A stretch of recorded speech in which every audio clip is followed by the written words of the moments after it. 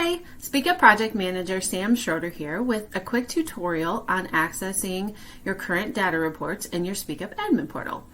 When you log in to your portal, you will see over here on the left-hand side, there's a Current Data Reports tab. This is where you will navigate to access all of your data reports.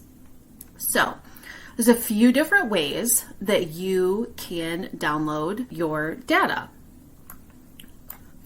So you can download an entire Excel summary of your district's results.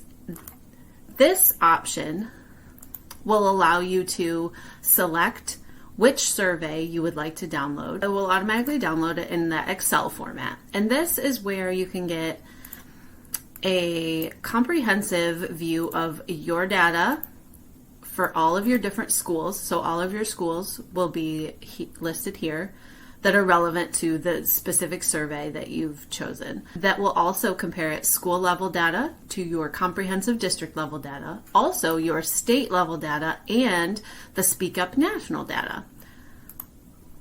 So that's one way that you can access your data. Also, so as your stakeholders take the surveys and your data starts rolling in, you will see here a list of all the surveys that you have data for. Here, you'll be able to click to get your district level data for that specific survey in a few different forms. So this is how it will populate when you click on that, and you can download it as an Excel or you can download it as a PDF.